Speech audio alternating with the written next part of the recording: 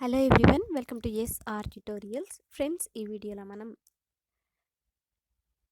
News పేపర్లో publish అయిన ప్రజావాణిలో DSC 2008 బాధితుల ఆందోళన, ఇంకా కాంట్రాక్ట్ అవుట్సోర్సింగ్ ఉద్యోగుల క్రమబద్ధీకరణ లేదు అంటూ వచ్చినటువంటి ఈ రెండు ఆర్టికల్స్ని గురించి అయితే మనము ఈ వీడియోలో తెలుసుకుందాం. వీడియో చూస్తున్న ప్రతి ఒక్కరు కూడా వీడియోని లైక్ చేసి మీ సపోర్ట్ని తెలియచేయండి.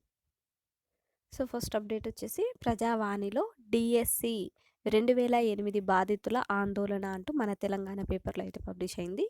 మహాత్మా జ్యోతిరావు ఫూలే ప్రజాభవన్లో నిర్వహిస్తున్న ప్రజావాణిలో డిఎస్సి 2008 బాధితులు ఆందోళనకు దిగారు.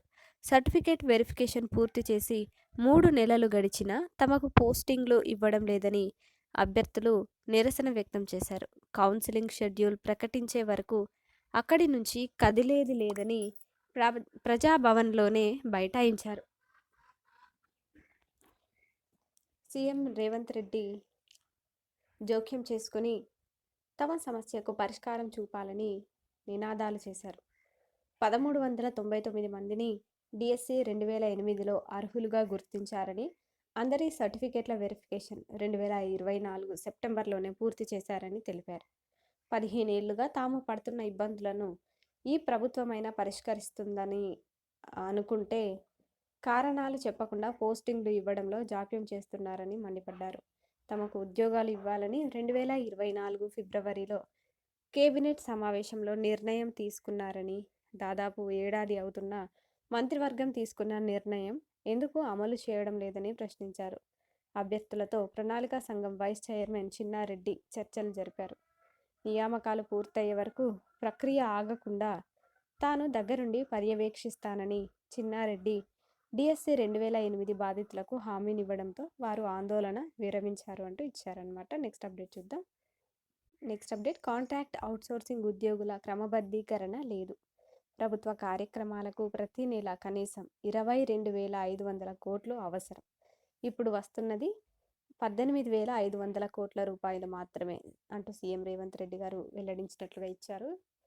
సో దీని గురించి చూస్తే తెలంగాణ రాష్ట్రంలో కాంట్రాక్ట్ అవుట్సోర్సింగ్ ఉద్యోగులను రెగ్యులరైజ్ చేసే అవకాశం లేదని, సర్వశిక్ష అభియాన్ కేంద్ర ప్రభుత్వ స్కీమ్ అని ముఖ్యమంత్రి రేవంత్ రెడ్డి తేల్చి చెప్పారు. నిబంధనలకు విరుద్ధంగా రెగ్యులరైజ్ చేస్తే న్యాయస్థానాల్లో సమస్యలు ఎదుర్కోవాల్సి వస్తాయని స్పష్టం చేశారు.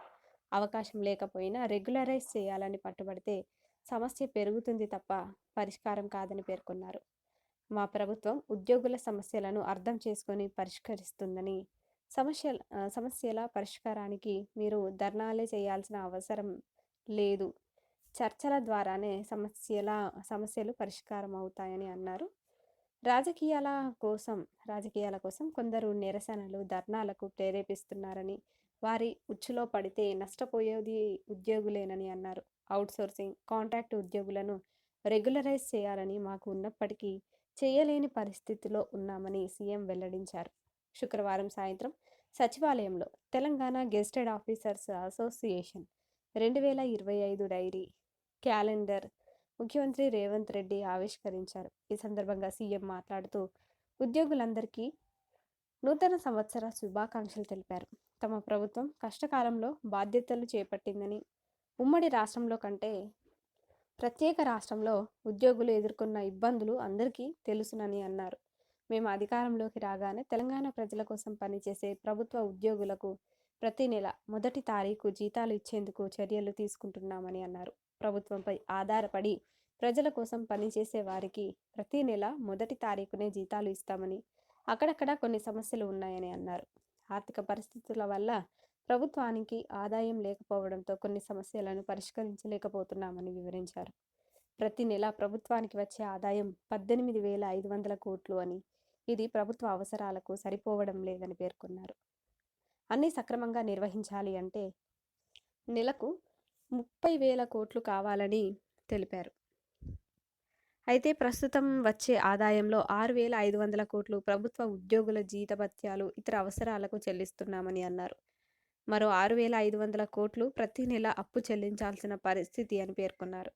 మిగిలిన 5,500 కోట్లలో సంక్షేమ పథకాలు అమలు చేయాల్సిన పరిస్థితి ఉందన్నారు. కనీస అవసరాలకు ప్రతి నెల 22,500 కోట్లు కావాల్సిన అవసరం ఉందని అన్నారు. వచ్చిన ఆదాయంతో పోలిస్తే 4,000 కోట్లు తక్కువ పడుతోందని తెలిపారు అంట. సో, ఈ విధంగా అయితే ఇచ్చారనమాట.